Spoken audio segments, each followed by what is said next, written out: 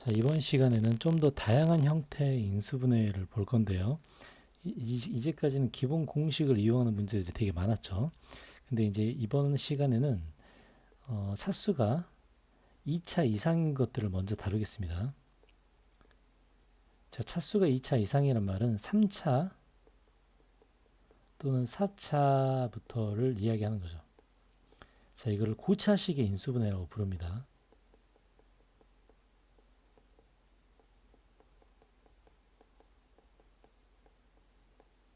자, 고차식의 인수분해는 유일한 해법이 조립제법이라는 해법이에요.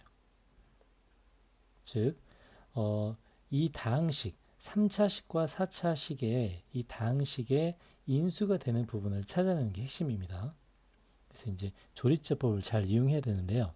그 인수를 되는 그 수, x값을 빨리 찾아내야 되는데, 그게 무슨 얘기냐면, 어떤 x값을 식에 대입해서 그 식 전체가 0이 되는 값을 빨리 찾는 게 관건입니다.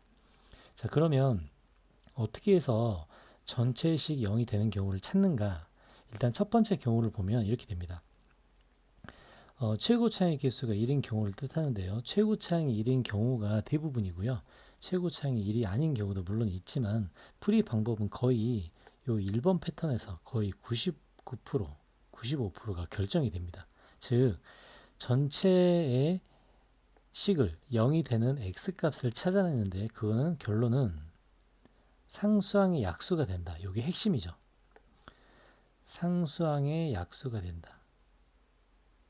자, 상수항의 약수를 작은 수부터 집어넣어서 전체가 0이 되는 수를 찾아본다. 이게 조리제법, 인수정리의 핵심입니다. 자, 그러면 그렇게 되면 x값을 직접 끄집어내면 그 끄집어낸 x값으로 조리제법을 사용하고요. 조리제법을 사용하면 최종적인 식은 바로 이렇게 식이 이제 만들어지는데 직접 문제를 보고 해봐야겠죠. 그러면 상수항 약수를 집어넣는 게 도대체 어떤 개념인가 한번 적용을 해보겠습니다. 자, 예를 들면 이런 패턴인데요. 3차와 4차의 인수분해가 나와 있습니다. 고차식의 인수분해죠. 자, 고차식의 인수분해를 진행하는 방법은 인수정리의 조립제법을 쓸 건데요. 자, 조립제법을 쓰는 방식 x에 숫자를 대입해서 전체 0이 되는 경우를 찾는다. 전체가 0인 수를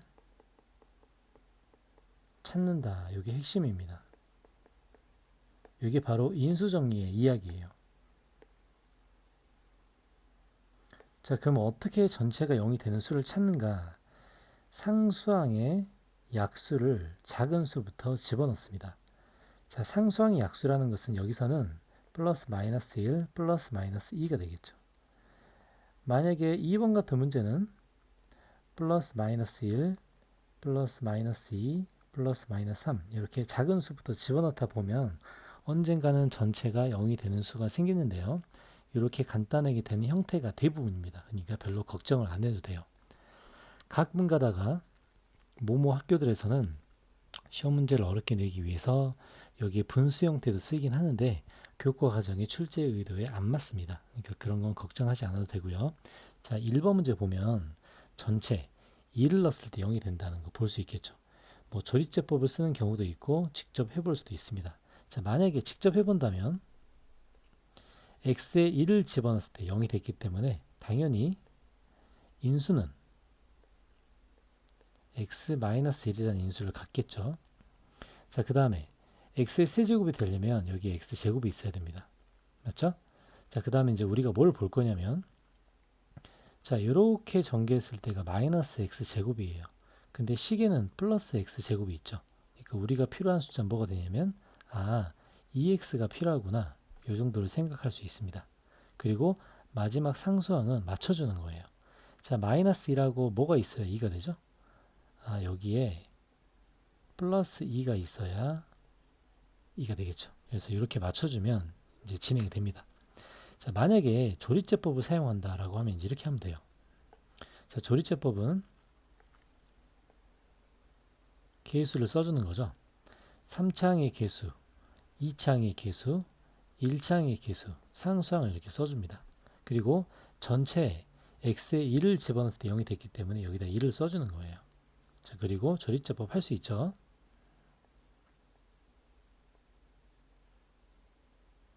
2, 0 이렇게 만들어주면 이것도 똑같이 x-1, x제곱 플러스 2x 플러스 2로 만들어줄 수 있습니다. 자, 이제 이렇게 진행하는 거예요. 자, 이제 2번 볼게요. 자, 2번을 뭘 집어넣어야 0이 되는가 이제 찾습니다. 자, 2번 같은 경우는 마이너스 1을 집어넣어야 0이 되네요. 자, 그래서 쓸 때는 마이너스 1을 집어넣어야 되기 때문에 x 플러스 1이라고 이렇게 써줍니다. 그리고 뒤에 식을 붙여주면 x제곱, 자 플러스 x제곱이죠. 지금 처음이니까 해볼게요. 근데 x제곱 항이 없기 때문에 마이너스 x라고 이렇게 써줍니다. 그래야 x제곱 항이 없겠죠. 그 다음에 마지막 상수항은 그냥 맞춰주는 거예요. 이렇게 맞춰줍니다. 그리고 남은 부분을 인수분해하면 되겠네요. 자, 남은 부분을 인수분해하면 뭐가 되죠? x 플러스 1, x 마이너스 3, x 플러스 2 이제 이렇게 될 겁니다. 자, 조리제법을 써도 똑같은 형태로 만들어지겠죠. 자, 3번 문제. 자, 똑같습니다. 상수항의 약수 중에서 작은 것부터 집어넣어서 전체가 0 되는 걸 찾습니다. 자, 얘 같은 경우는 뭐가 되죠?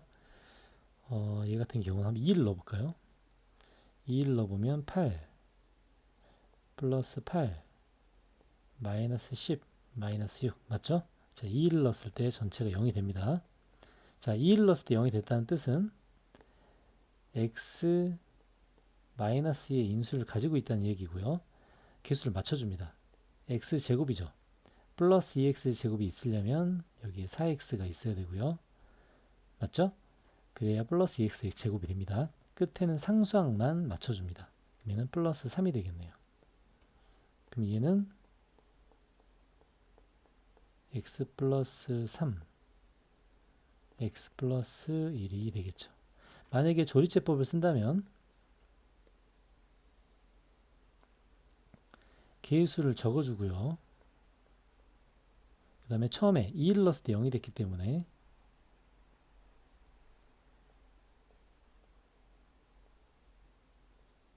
이렇게 적어주면 조리제법을 쓰는 것과 그냥 인수분해했을 때 같은 값이 얻어지겠죠.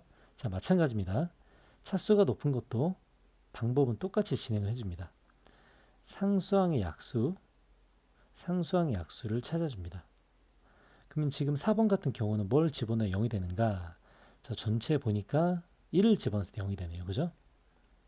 1을 집어넣어서 0이 됐기 때문에 x-1의 인수가 있을 거고요. 자, 아까처럼 그대로 진행해보면 세제곱. 자, 플러스 x 세제곱이 있으니까 플러스 2x 제곱이 있고요.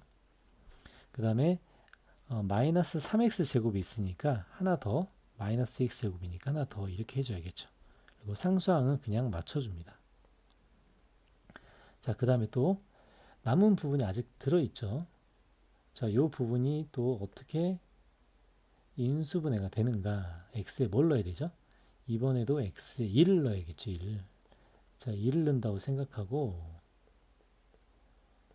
이렇게 해줍니다. 맞죠? 1을 집어넣었을 때 0이 되죠. 그러면 또까지 맞춰주면 x제곱 플러스 3x 맞죠? 플러스 2 이렇게 맞춰지겠죠. 그래서 최종적인 형태는 x 플러스 1, x 플러스 2가 됩니다. 자, 조리제법도 똑같아요. 자, 조리제법 푸는 방식 계수 적어주고요. 처음에는 1 넣었을 때 0이 됐었죠.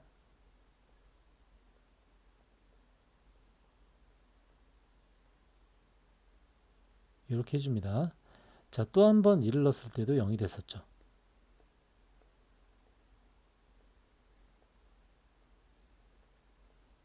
자, 이렇게 하면 이 형태랑 똑같이 진행이 됩니다. 자, 모든 3차, 4차, 5차, 6차 방식은 다 똑같고요. 이렇게 같은 방법으로 진행을 해줍니다. 자, 얘도 x에 1 넣었을 때가 0이 되겠죠. 세제곱 마이너스 2x의 세제곱이니까 마이너스 x제곱 써주고요.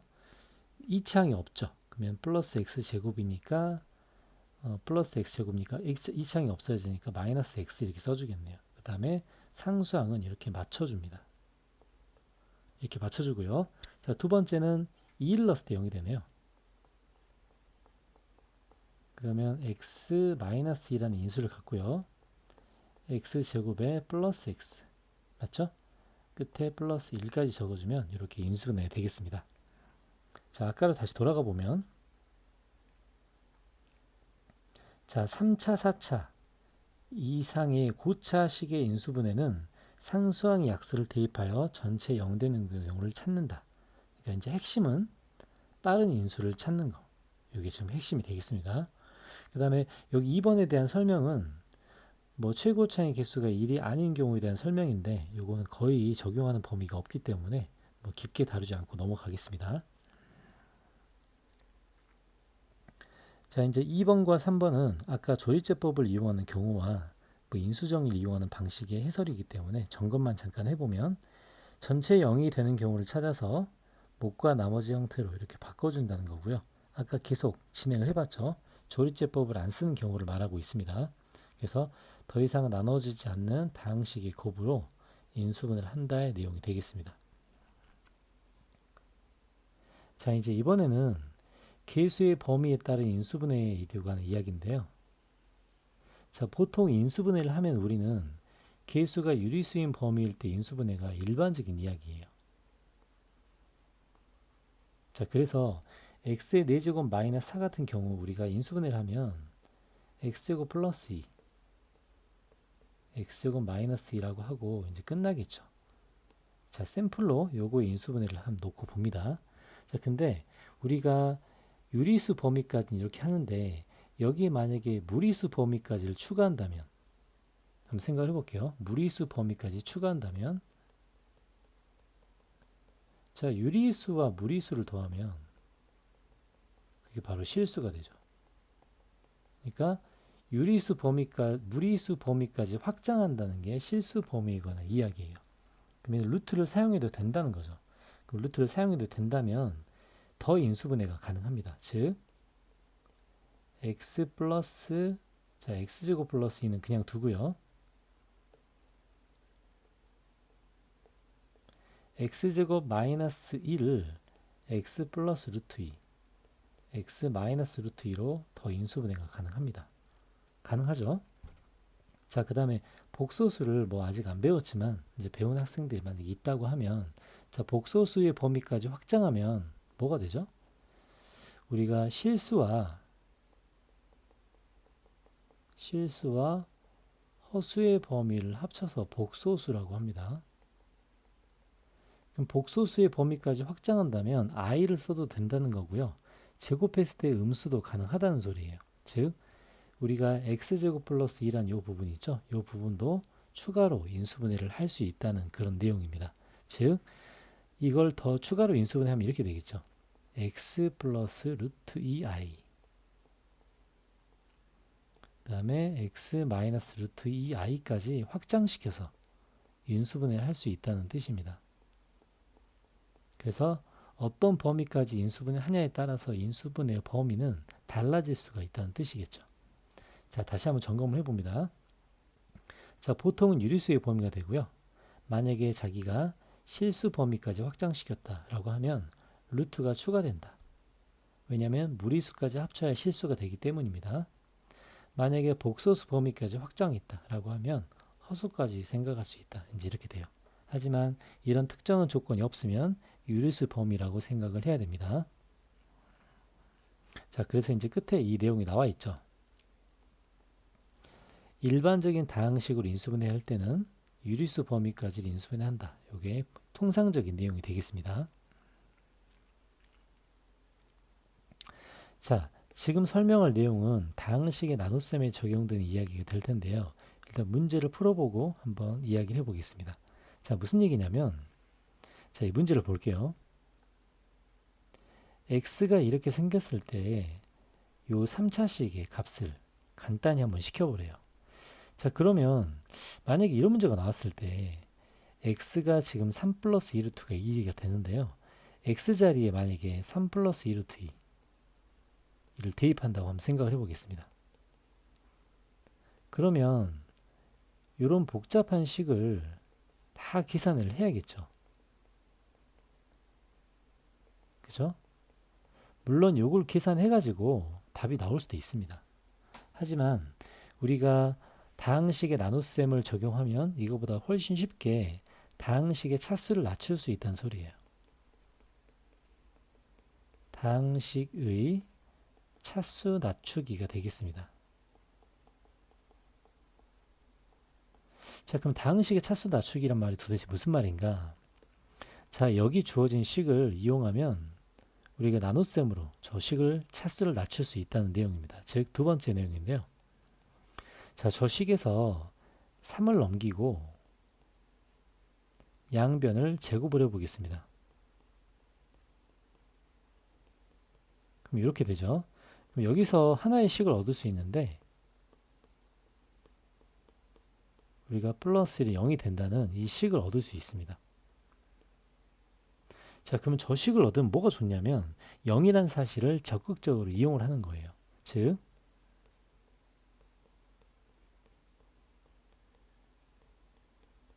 자, 이 값을 0이라는 사실을 이용하기 위해 나누어 보는 겁니다.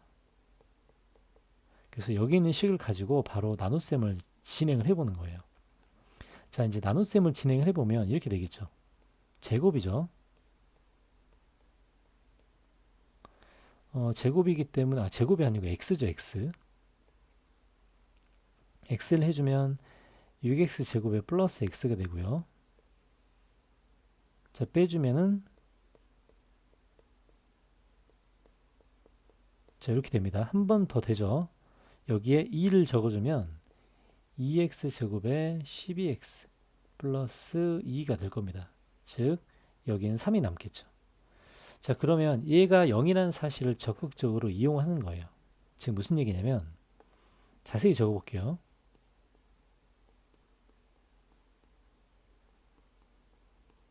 자, 요 다항식의 나눗셈을 예를 들면 얘가 x제곱 마이너스 6x 플러스 1을 나누면 몫이 x 플러스 2고 나머지가 3이라는 뜻이죠. 근데 문제는 무슨 말이죠, 이게? 자, 문제는 이 부분이 뭐가 된다? 0이 된다는 뜻입니다. 0이 되기 때문에 이 부분이 전부 다 날아가고요. 이 부분이 전부 다 삭제가 되고 원래 있던 우리가 찾고자 하는 이 식이 3과 같다가 되겠습니다. 이렇게 다항식의 나눗셈을 이용하면 쉽게 구할 수 있다는 뜻입니다. 자, 그러면 좀 전에 이용했던 그 다항식의 나눗셈을 이용해서 이런 식들을 좀 더 쉽게 한번 계산을 해볼게요. 직접 집어넣는 게 아니라 다항식의 나눗셈을 사용해 보라는 거죠. 그럼 첫 번째, 어차피 루트를 남기고 제곱을 해야 되니까 넘겨보면 2x 마이너스 3 이렇게 되겠죠. 얘가 마이너스 루트 13이 됩니다. 그럼 제곱해서 한쪽으로 정리를 해볼게요. 그럼 4x 제곱에 마이너스 12x 9, 13이니까 뭐가 되죠? 9하고 13이니까 마이너스 4는 0이 되겠네요. 맞죠? 9하고 13이니까 넘어간 마이너스 4가 되죠. 즉 여기서 나올 수 있는 수는 식은 3x 마이너스 1은 0이다. 이런 식을 공짜로 얻어낼 수 있다는 뜻입니다.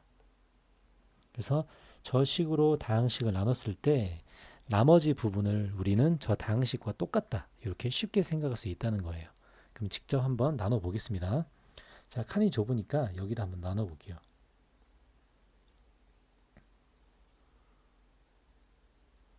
자, 직접 나누기를 한번 해볼게요. 6번 문제를 지금 하고 있습니다. 자, 주어진 4차식을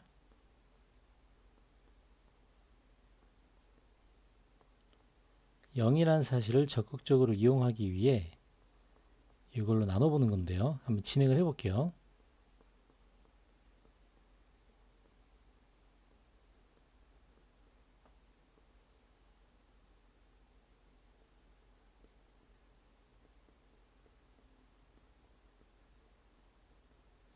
그러면 하나 더 있죠. 플러스 2x가 있죠.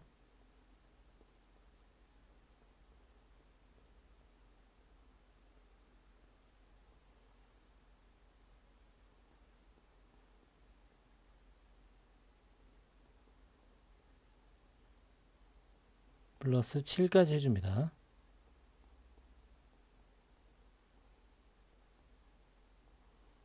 자, 그럼 남은 부분을 보면은 마이너스 4x 플러스 6이 있을 거예요. 그러니까 자, 우리가 이제 정리를 해보면 요 부분이 0이 되죠. 요 부분이 0이 되기 때문에 우리가 찾는 이 식은 우리가 찾는 요 식은 차수를 낮추다 보면 여기까지 낮출 수 있다는 뜻입니다. 그러니까 결국은 마이너스 4x 플러스 6과 똑같다는 거예요. 마이너스 4x 플러스 6의 x자리에 한번 집어넣어 보면 마이너스 4x 이게 마이너스 4x죠. 플러스 6 이렇게 쓸 수 있다는 뜻입니다. 자, 그러면 마이너스 6, 마이너스 2를 곱하니까 플러스 2 루트 13 플러스 6이기 때문에 답은 2 루트 13이 되겠죠. 자, 7번 문제도 마찬가지입니다. 자, 7번도 2를 넘기고 제곱을 하겠죠.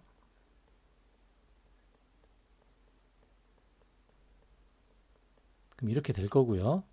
x제곱 플러스 4x 마이너스 3은 0이라는 식을 써줍니다. 근데 분모 같은 경우는 굉장히 쉽죠. x제곱 플러스 4x가 3이 되기 때문에 분모는 바로 2가 될 거예요.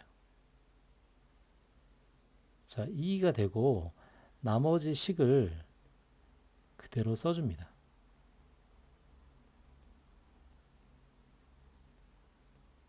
자, 그러면 우리가 할 일은 뭐가 되죠? 자, 우리가 할 일은 2차가 0이 되는 식을 적극적으로 이용을 해주는 거예요. 그럼 아까의 식과 거의 흡사하게 나오겠죠? 자, 아까의 식이 어떻게 나왔냐면 아까도 얘를 0으로 하고요. 원래의 식을 나눠주는 작업을 했습니다. 자, 그러면 x 4제곱부터 여기에 나와 있는 이 식의 차수를 낮출 텐데요. 낮추는 데 있어서는 이 2차 식이 0이 되는 사실을 적극적으로 이용을 해줍니다. 자, 그럼 이렇게 나오면 목과 나머지 형태가 나오겠죠? 그럼 여기에 이제 몫의 형태가 나오고 쭉 해서 나머지의 형태가 나올 겁니다. 그리고 이 형태는 바로 나머지와 같다가 될 거예요. 그래서 이제 푸는 방식은 이것과 똑같고요. 이 문제를 풀면 루트 7 플러스 1이 답이 됩니다. 자, 이렇게 고차식을 나눠서 직접 차수를 낮추는 작업을 하는데요. 이것을 다항식의 나눗셈을 통해 진행을 해줍니다.